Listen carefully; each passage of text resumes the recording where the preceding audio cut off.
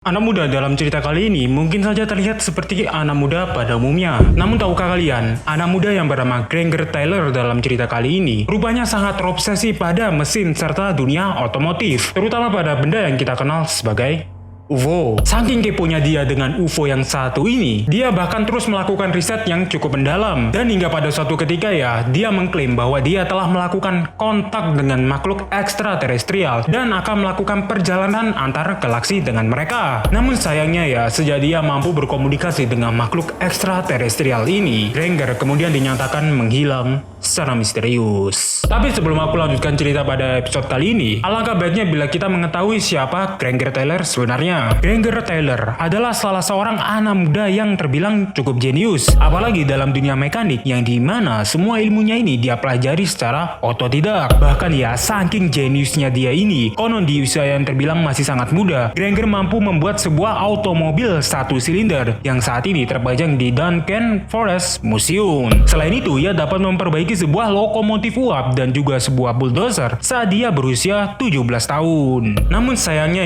saat dia baru berusia 14 tahun, atau lebih tepatnya saat baru menginjak kelas 8, Granger mengatakan bahwa dirinya akan memutuskan untuk berhenti sekolah. Namun tak seperti siswa DO lainnya, Granger yang saat itu terbilang masih sangat muda ternyata memiliki passion serta tujuan hidup yang terbilang cukup jelas. Dia ingin terus mempelajari dunia bidang otomotif serta dunia mekanik. Dan bener aja baru saat dia keluar dari sekolahnya ini, dia langsung mendalami bidangnya ini dengan sangat-sangat jenius. Bahkan dia sampai ke level yang terbilang cukup mustahil untuk diraih anak muda pada saat itu. Hal ini terbukti ia mampu membuat sebuah replika pesawat terbang pada era Perang Dunia Kedua, yang dimana kemudian hasil karyanya ini dia jual kepada salah seorang kolektor terkenal dan dia mendapat keuntungan sekitar $20.000.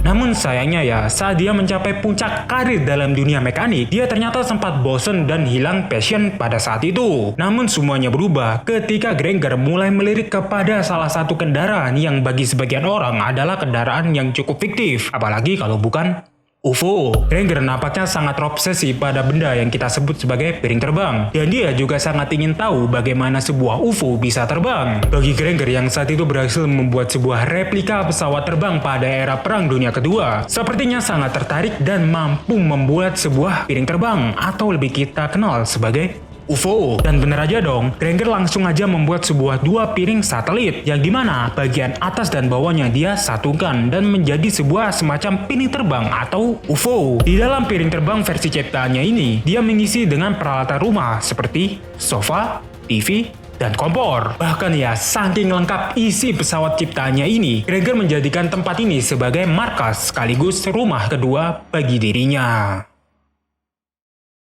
Pada awal November tahun 1980, Granger secara tiba-tiba mengklaim bahwa ia berhasil berhubungan dengan makhluk ekstraterestrial, atau lebih kita mudah kenal sebagai alien. Alien ini akan menunjukkan kepadanya bagaimana teknologi mereka bisa beroperasi. Bukan hanya itu aja, Granger bilang bahwa ia akan melakukan perjalanan ke luar angkasa bersama para alien ini. Hal ini seperti yang dikatakan oleh salah seorang sahabat Granger, yang dimana dia mengatakan kalau Granger ini sempat berkomunikasi dengan para alien ini dan juga dia akan melakukan perjalanan ke luar angkasa. Singkat cerita setelah dia mendapatkan dan berkomunikasi dengan para alien ini, baru pada tanggal 29 November tahun 1980, Granger yang saat itu berusia 32 tahun memutuskan untuk keluar dari rumah kedua orang tuanya di Vancouver Island, British Columbia, Kanada. Sebelum pergi ia sempat meninggalkan sebuah catatan bertuliskan tangan. Ia juga meninggalkan sebuah uang untuk kedua orang tuanya dan menjelaskan bahwa ia akan pergi dengan alien untuk menjelajah galaksi. Namun sayangnya ketika Granger ini sudah pergi dari rumahnya itu, pada malam harinya tiba-tiba datang sebuah badai besar yang menghantam pulau Vancouver. Angin topan dilaporkan melanda kawasan itu. Granger yang pada saat itu sudah pergi bersamaan dengan pickup biru yang sempat dia bawa, ternyata juga dilaporkan menghilang di tengah jalan. Menghilangnya Granger menjadi salah satu headline dan menjadi topik utama di Kanada pada saat itu. Karena hal ini juga mulai dilakukan pencarian secara besar-besaran untuk mencari sosok Granger. Setiap rumah sakit, bandara, dan juga tempat umum dilakukan pemeriksaan yang cukup ketat demi mencari sosok Granger. Granger. Selain itu juga ya, para polisi juga melakukan pencarian dan pelacakan kepada mobil pickup yang sempat digunakan Granger pada saat itu. Namun sayangnya ya, keberadaan Granger ternyata juga tidak diketahui. Setelah hampir 4 tahun dilakukan pencarian yang cukup melelahkan, pada Mei tahun 1984, pencarian kepada Granger ternyata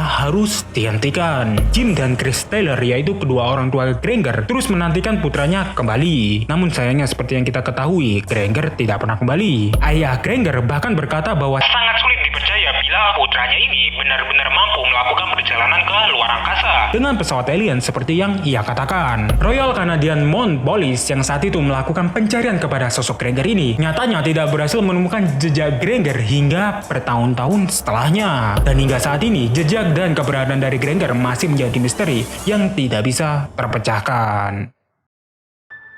So, itu adalah kejadian supernatural yang dimana mengisahkan sosok Granger yang konon diculik oleh alien atau mungkin benar-benar melakukan perjalanan dengan alien untuk mengarungi galaksi. Kalau kalian suka, kalian bisa klik tombol subscribe dan nyalain loncengnya juga supaya kalian bisa dapatkan notifikasi ketika aku sudah upload video baru. Dan jangan lupa untuk selalu menonton video di minggu ini yang dimana aku lagi ngebahas kejadian supernatural yang sangat-sangat sulit untuk dijelaskan. Terakhir, nama aku Rafli and I'll see you guys next time.